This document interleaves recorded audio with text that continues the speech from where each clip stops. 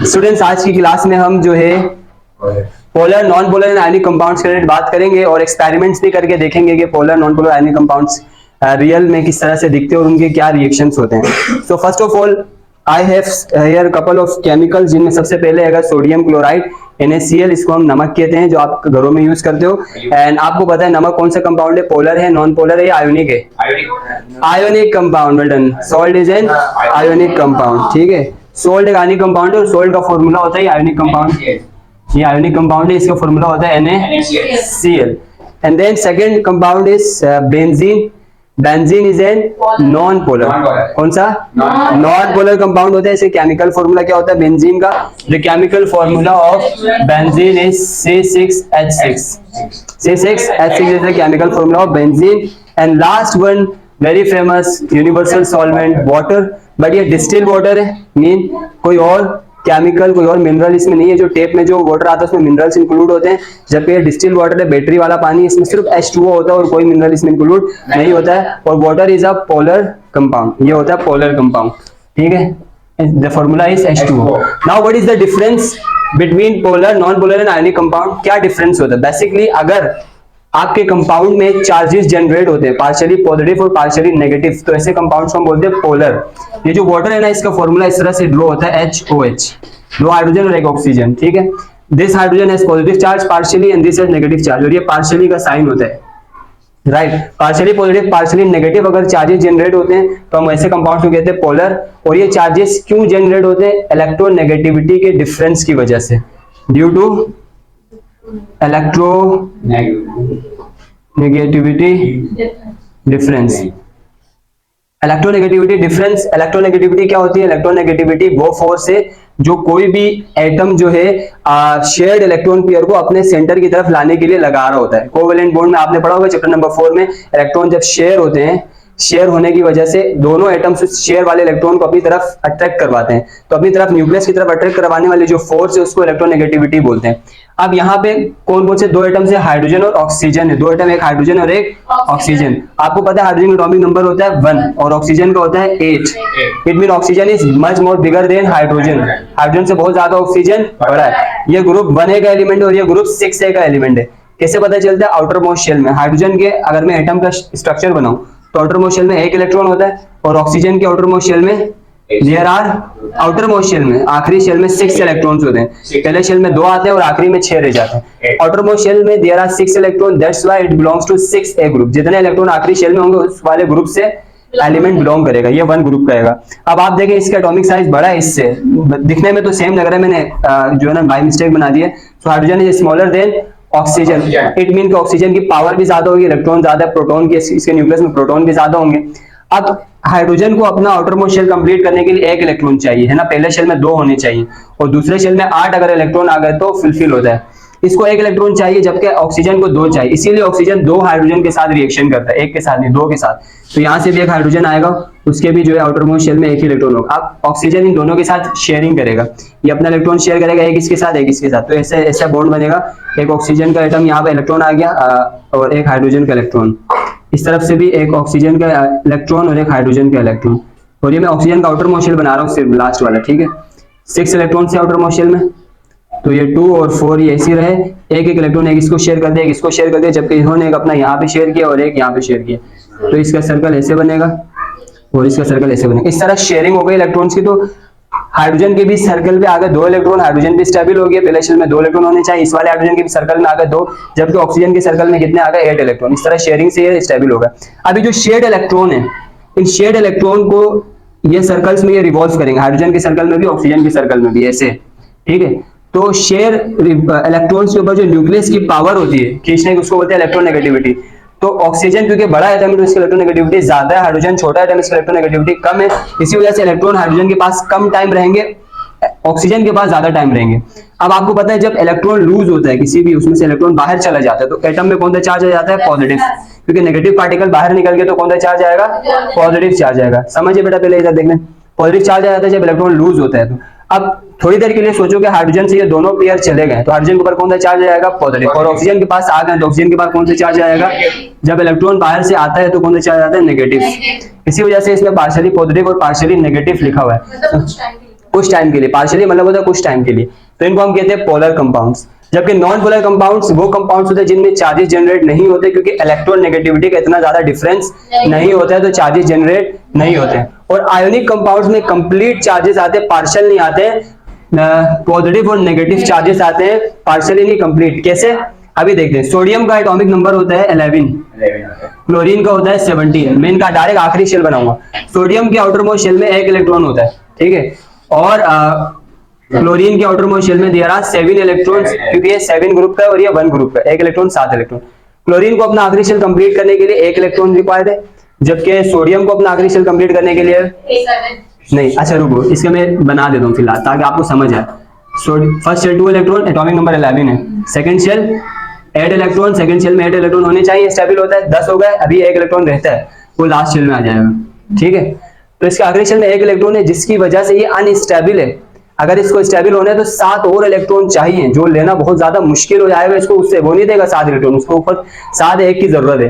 तो क्या करेगा, ये देखेगा इसको 1 की जरूरत है, अगर मैं ये 1 इसको दे देता हूँ, ये स्टेबल हो जाएगा और इसके निकलने से मैं भी स्टेबल हो जाऊंगा, दोनों का फायदा हो रहा है। इसीलिए कंप्लीट ट्रांसफर कर देगा इस वाले इलेक्ट्रॉन को उसकी तरफ। जब ये कंप्लीट ट्रांसफर करेगा तो ये आखिरी वाला शेल हट आएगा और जस्ट 2 शेल जहां पे स्टेबल है एटम वहां पे स्टेबल हो जाएगा। तो सोडियम का एटॉमिक स्ट्रक्चर ऐसे बन जाएगा, जबकि क्लोरीन का आउटर मोस्ट शेल कुछ इस तरह से दिखेगा। पहले 7 इलेक्ट्रॉन थे, अभी ये वाला इलेक्ट्रॉन भी चला गया तो 8 होगा, क्योंकि यहाँ से इलेक्ट्रॉन लूज हुआ, इसी वजह से इसमें आएगा पॉजिटिव चार्ज, और इस वाले ने इलेक्ट्रॉन को एक्सेप्ट किया, इसमें आ जाएगा नेगेटिव चार्ज। Na+Cl- कंप्लीटली में शेयरिंग में नहीं हुआ है। अगर शेयरिंग होंगे तो कहेंगे पोलर कंपाउंड है, कुछ देर के लिए चार्जेस रहेंगे, और कंप्लीट ट्रांसफर होंगे तो कहेंगे आयोनिक कंपाउंड है। नाउ अब इस क्लास का मकसद ये कि हम देखेंगे, हमने जैसे कि थ्योरी पढ़ी हुई है लाइक डिसॉल्व लाइक की, पढ़ी आपने, लाइक डिसॉल्व लाइक, यहाँ लिख लेता हूँ तो जी बिल्कुल ये लिखना था, साथ साथ लिखते हैं, कोई बात नहीं, जो रहेगा वो लिख लेंगे। लाइक डिसॉल्व लाइक थ्योरी सुनी आपने, नाम सुना सुना लग रहा है, लाइक डिसॉल्व लाइक, हाँ, मतलब एक जैसी चीजें एक जैसी नेचर वाली चीजों में डिसॉल्व होती है। आपने क्लास में भी देखा होगा, सेम मेंटेलिटी वाले अलग से बैठे हुए होते हैं, डिफरेंट मेंटेलिटी वाले अलग से, कुछ अच्छे बच्चों का ग्रुप होता है, कुछ गंदे बच्चों का ग्रुप होता है, सही कुछ मेरे जैसे नॉर्मल बच्चों का ग्रुप होता है, तो सेम मेंटेलिटी वाले एक साथ बैठते हैं। तो लाइक डिसॉल्व लाइक का भी मतलब है जो कंपाउंड्स के जो नेचर है बेसिकली पोलर होते हैं, नॉन पोलर होते हैं और आयोनिक कंपाउंड्स होते हैं। तो पोलर कंपाउंड्स पोलर सॉल्वेंट में ही डिसॉल्व होंगे, पोलर पोलर में ही डिसॉल्व होगा, नॉन पोलर में डिसॉल्व होगा, पोलर में डिसॉल्व नहीं होगा। आयोनिक जो है पोलर में डिसॉल्व हो सकता है, व्हाई, बिकॉज पोलर में भी चार्जेस होते हैं और आयोनिक में भी चार्जेस होते हैं, तकरीबन सेम सेम होते हैं, ठीक है। तो यूं मान लो कि पोलर पोलर में डिसॉल्व होता है, आयोनिक सॉरी नॉन पोलर में डिसॉल्व होता है, नॉन पोलर पोलर में डिसॉल्व नहीं होगा। तो लाइक डिसॉल्व लाइक कहता है पोलर डिसॉल्व पोलर, और नॉन पोलर, हाँ, non polar dissolve non polar. तो जबकि आयोनिक पोलर में डिसॉल्व हो सकता है, नॉन पोलर में डिसॉल्व आयोनिक नहीं होगा, क्योंकि नॉन पोलर में चार्जेस नहीं होते हैं। Is it clear? अब हम एक प्रैक्टिकली एक्सपेरिमेंट करके देखते हैं। सो अभी हमने बात करी थी कि सॉल्ट जो है, नमक कौन सा कंपाउंड है? आयोनिक कंपाउंड है, क्योंकि चार्जेस आ रहे हैं, मैं कंफ्यूज हो गया, चार्जेस यहाँ पे भी, नमक में चार्जेस जनरेट होते हैं तो ये आयोनिक कंपाउंड है। तो अभी हमने कहा कि आयोनिक कंपाउंड पोलर में हल हो जाते हैं, क्योंकि पोलर में चार्जेस होते हैं, जबकि वाटर कौन सा कंपाउंड है? पोलर, वाटर में चार्जेस होते हैं। तो देखते हैं कि नमक पानी में हल होता है नहीं होता है। नेचुरली आपने ऑब्जर्व किया हुआ, घर में नमक पानी में हल हो जाता है, वजह ये आयोनिक है, ये पोलर, दोनों में चार्जेस होते हैं तो डिसॉल्व हो जाता है। फिर भी देख लेते हैं, क्या बताइए, लेप का नमक में डिसॉल्व होनी है, ठीक है, चेक कर लेते हैं। सो ऐसे हम नहीं लेंगे, बीकर में लेंगे वाटर को पहले, क्योंकि जो है ना टेस्ट ट्यूब में लेना आसान रहेगा, गिरेगा नहीं पानी, ठीक है। स्पैचुला की हेल्प से इसमें मैं नमक को डालूंगा, नमक हम डिसॉल्व कराते हैं। स्पैचुला में गैस नहीं आ रही है, चलें ज्यादा हो गया, नमक नजर आ रहा है सबको, ये लास्ट में नीचे बॉटम पे नजर आ रहा है ये, ठीक है। सो ये नमक नीचे नजर आ रहा है, आप देखते हैं ये डिसॉल्व होता है नहीं होता है।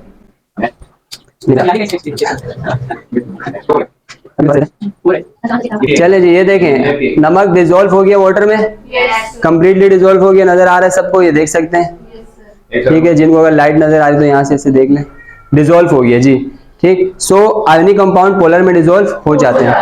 अब हम देखते हैं अब हम लेंगे बेंजीन। बेंजीन कौन सा कंपाउंड है? Non polar. नॉन पोलर को पोलर में डिसॉल्व करा के चेक करते हैं, जबकि थ्योरी कहती है कि नॉन पोलर पोलर में डिसॉल्व नहीं होते, नॉन पोलर सिर्फ नॉन पोलर में डिसॉल्व होते हैं। तो हम एक काम करते हैं, नॉन पोलर को पोलर में डिसॉल्व करके चेक करते हैं। मतलब क्या करेंगे, बल्कि आयोनिक को करते हैं। नमक को हम क्या करेंगे, नॉन पोलर में डिसॉल्व कराते हैं। नमक जो है आयोनिक कंपाउंड है, चार्जेस है, इसको हम पोलर कंपाउंड C6H6 बेंजीन में डिसॉल्व करा के चेक करते हैं कि हल होता है या नहीं होता है। थ्योरी के अकॉर्डिंग हल नहीं होना चाहिए क्योंकि ये आयोनिक है, ये नॉन पोलर है। ठीक, so let's see, this is benzene and it is non polar. इसमें चार्जेस नहीं होते हैं, so this is non polar. चलें जी,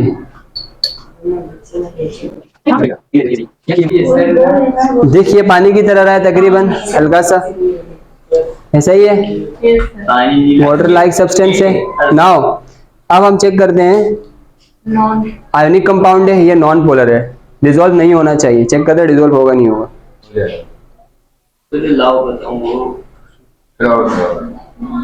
नहीं होगा सर,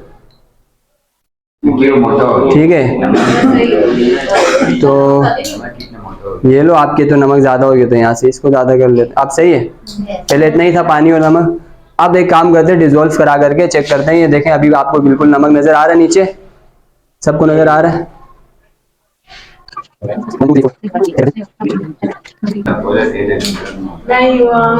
क्या देखा आपने, नमक डिसॉल्व नहीं हो रहा है। Why? Because salt is an और बेंजीन इज एन, तो आयोनिक नॉन पोलर में डिसॉल्व नहीं होता है। Is it clear?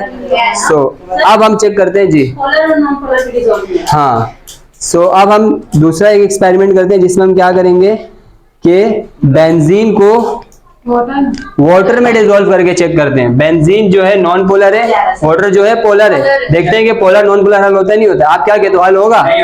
According to theory नहीं होना चाहिए क्योंकि पोलर में नॉन पोलर डिसॉल्व नहीं होता है। चेक कर देते हैं, हाँ बिल्कुल ऐसे ही। सो क्योंकि तेल भी जो है ना वो नॉन पोलर होता है।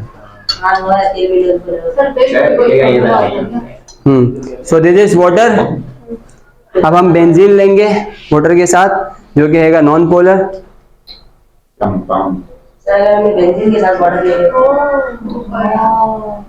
क्या देख रहे हो आप लोग?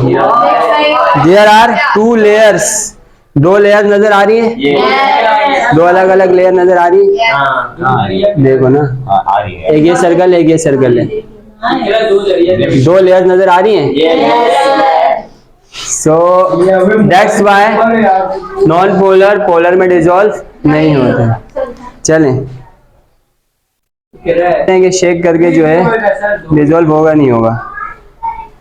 आफ्टर सम टाइम वाटर अलग हो रहा है और बेंजीन अलग हो रहा है। बेंजीन ऊपर क्यों है और वाटर नीचे क्यों है, कौन बताएगा? डेंसिटी की वजह से।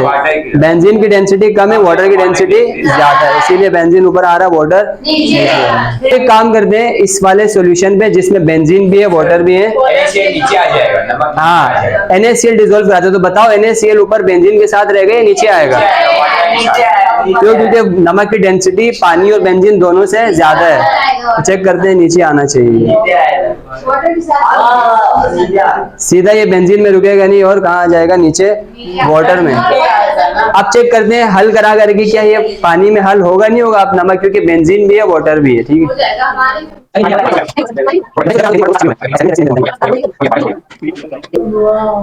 So where is salt?